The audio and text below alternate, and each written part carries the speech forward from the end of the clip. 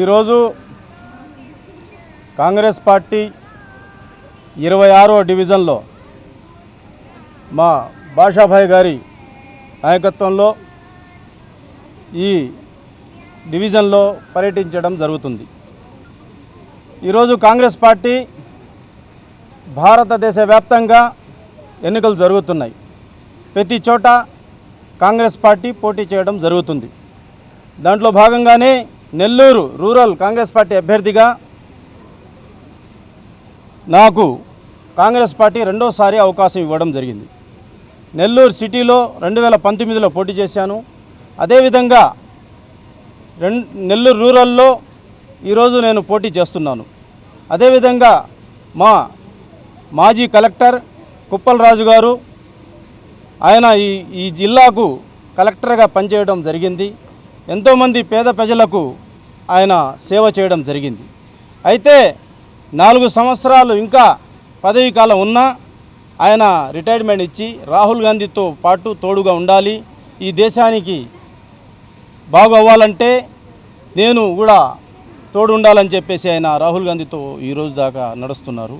కాబట్టి ఆయన ఈరోజు జిల్లాలో కాంగ్రెస్ పార్టీ ఎంపీ అభ్యర్థిగా పోటీ చేస్తున్నారు. నేను రూరల్ అభ్యర్థిగా పోటీ చేస్తున్నాను. మాకు గనక ఎన్నికల్లో మమ్మల్ని గెలిపిస్తే ప్రత్యేక హోదా 10 సంవత్సరాలు వస్తుంది.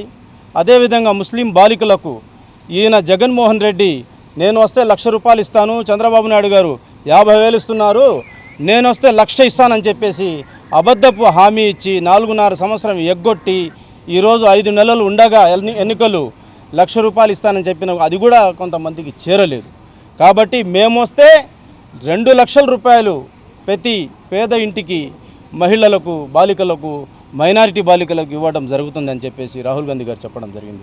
అదేవిధంగా ప్రతి పేద కుటుంబానికి 1,00,000 రూపాయలు వాళ్ళకి చేయూత, వాళ్ళకి లక్షాధికారులు చేయడమే కాంగ్రెస్ పార్టీ లక్ష్యం. కాబట్టి ప్రతి కుటుంబానికి 1,00,000 రూపాయలు చేరతాయి.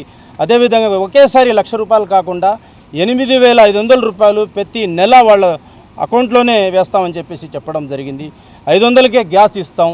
అదేవిధంగా 2,00,000 రూపాయలు రైతు రుణమాఫీ ఉంది. నిరుద్యోగ భృతి 1,00,000 రూపాయలు సంవత్సరానికి ఇవ్వడం జరుగుతుంది డిగ్రీ హోల్డర్స్కి. కాబట్టి ఈరోజు కాంగ్రెస్ పార్టీ మీ ముందుకు వచ్చింది. ప్రత్యేక హోదా 10 సంవత్సరాలు కావాలన్నా, అదేవిధంగా విభజన హామీలు కావాలన్నా ఈరోజు మనం ఇద్దరిని 10 సంవత్సరాలు ఇచ్చాం. తెలుగుదేశం అదేవిధంగా వైసీపీ ఇద్దరిని 10 సంవత్సరాలు ఇచ్చాం. నష్టపోయాం. మళ్ళీ ఒక 5 సంవత్సరాలు ఇస్తే వాళ్ళు ఏంటంటే మేము మళ్ళీ డబ్బు తీసుకుని వస్తున్నారు, నేను పేదోడిని, 2 కొండల మధ్య నేను నిలబడి ఉన్నాను, వీళ్ళు బలవంతులు అంటున్నారు, నేను బలహీనునే, కానీ నాకు ప్రజా అండ ఉంది.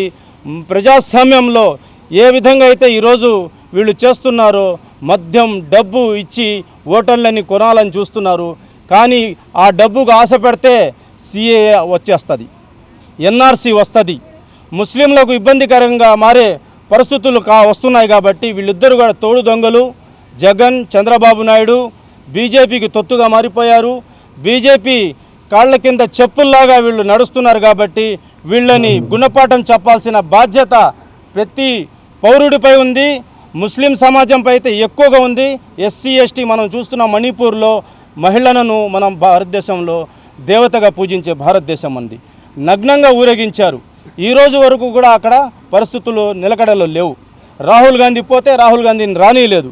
కాబట్టి దేశం సుఖశాంతులతో ఉండాలంటే, మనం అందరం బాగా ఉండాలంటే, జాగ్రత్తగా ఉండాలంటే, మనం అందరం కడుపు నిండా అన్నం తిని స్నేహభావంగా ఉండాలంటే కాంగ్రెస్ పార్టీతోనే సాధ్యం. 138 సంవత్సరాల చరిత్ర కలిగిన పార్టీ.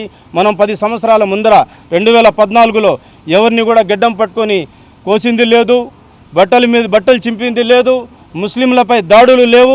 ఈ 10 సంవత్సరాల్లో బీజేపీ పరిపాలనలో వీళ్ళు ఇంత చేస్తున్నా కనీసం మాట్లాడలేని పరిస్థితి చంద్రబాబు నాయుడిది, జగన్ అని చెప్పేసి తెలియజేసుకుంటూ ఈరోజు మన షర్మిల గారు అదే కుటుంబం నుంచి మన జగన్మోహన్ రెడ్డి చెల్లి, అదేవిధంగా వైఎస్ రాజశేఖర రెడ్డి గారి సింహం పుత్రిక.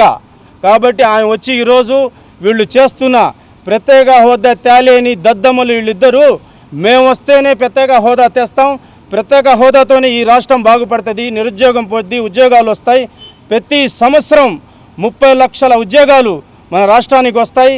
కాబట్టి ఒక 5 సంవత్సరాలు మనకు ఇస్తే ఈ 5 సంవత్సరాల్లో 30 లక్షల లెక్కన చేసుకుంటే 5 సంవత్సరాలకి ఎంత అయ్యాయి? నిరుద్యోగం పొద్ది, నిరుద్యోగ వృత్తి వస్తుంది, మనం అందరం బాగుంటాం, ఈ దేశం బాగుంటుంది. రాహుల్ గాంధీ ప్రధాని అయితేనే ఈ దేశం సంరక్షణగా ఉంటుందని చెప్పి తెలియజేసుకుంటున్నాను.